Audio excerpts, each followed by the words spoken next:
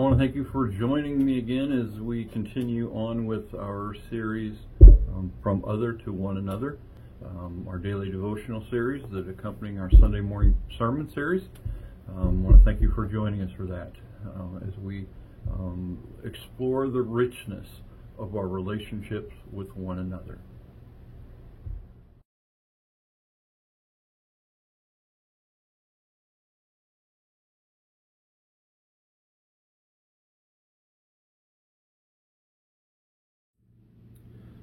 Submission is often felt like a dirty word.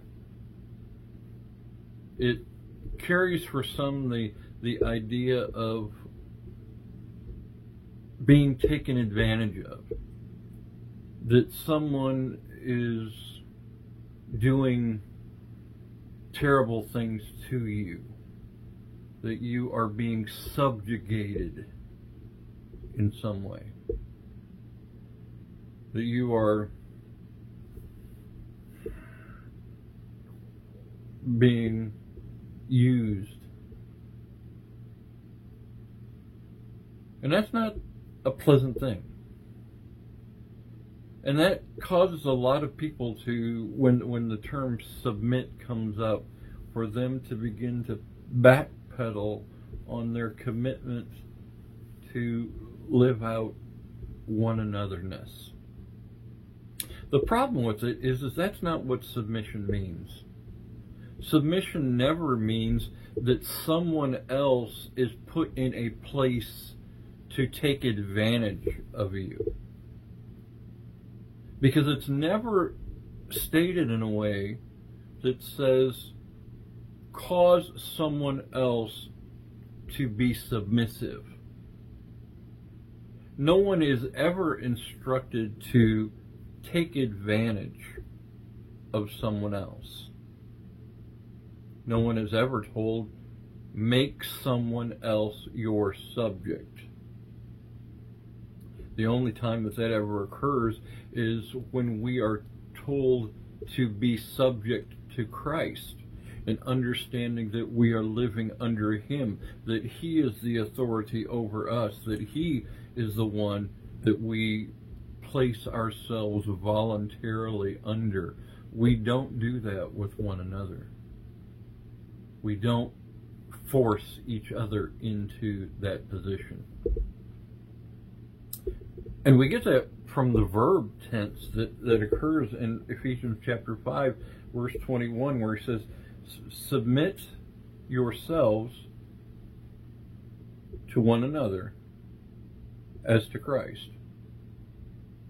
Submit yourselves. You see, the issue there is I submit myself. I voluntarily relinquish my rights and place myself in a position where I surrender to you.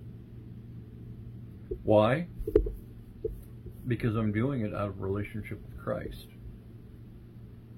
I'm doing it because the King has invited me into His throne room, as in said, here, I want you to live in relationship with one another in a way that reflects how you feel and relate to me. You see, rather than submission being something that is defined in terms of someone taking advantage of me, submission needs to be defined in terms of me looking out for the best interest of someone else, and so I may voluntarily surrender my own self-centered appetites, my own self-centered will, for the sake of someone else's best interest.